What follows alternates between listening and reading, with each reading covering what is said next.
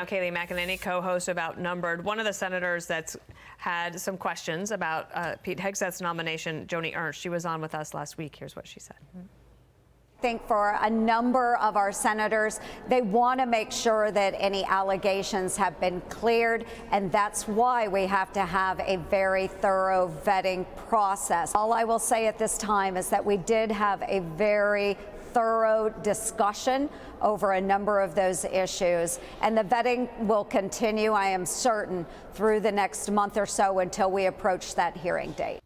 So the hearing date, we don't have it yet, and that will come.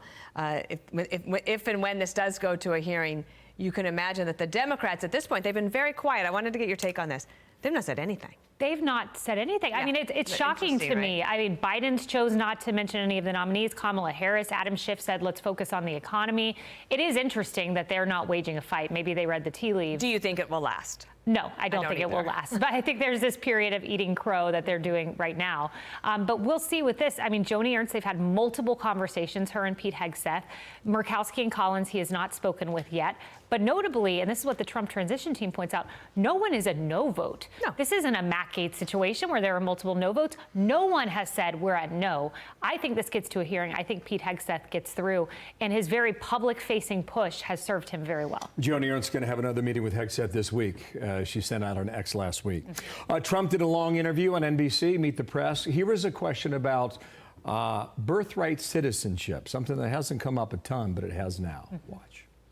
You've promised to end birthright citizenship on day one. Is that still your plan? Yeah, absolutely. We're the only country that has it.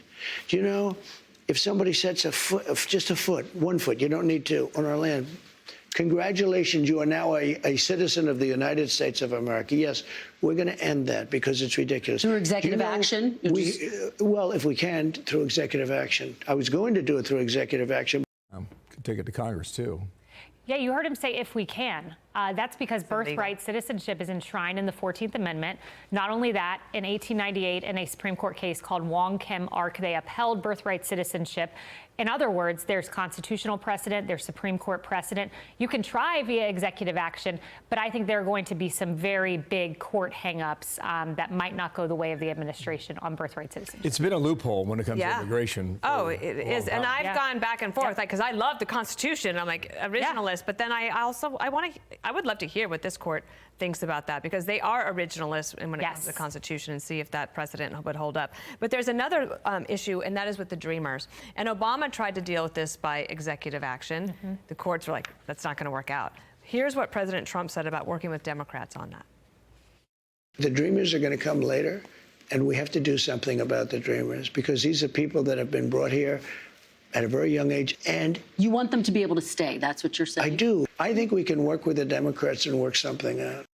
I mean, that would be pretty historic if he were able to do that. Absolutely, and I think he has the political will to do so. If you remember, going back to January of 2019, he offered Nancy Pelosi DACA in exchange for border wall funding. Trump has always had a heart for the Dreamers, wanted to make an exception here. It makes a lot of common sense the way he explained it. I think he's the guy who gets it done, and what great irony is that? Yeah. It's not Nancy Pelosi, it's not Obama, it's Biden, it's Trump that can get a lot of fits and starts on this issue. Yeah. Others have tried and failed repeatedly. But he will make it a day one priority. NBC said a few Trump sources told them he's going to have at least 5 executive orders on day one. Stephen Miller is saying he wants a 2-pronged approach, tax cuts after immigration legislation. When you make it a day one priority, we'll see. It wasn't a day one priority last time because it was Obamacare. This time, it's day one. Day one's going to be something else. Yes, it will. Yes, it will be. See you at noon. Yes. Great to see you, Kayleigh. Thanks for coming in. Thanks. I'm Steve Ducey. I'm Brian Kilmeade. And I'm Ainsley Earhart. And click here to subscribe to the Fox News YouTube page to catch our hottest interviews and most compelling analysis.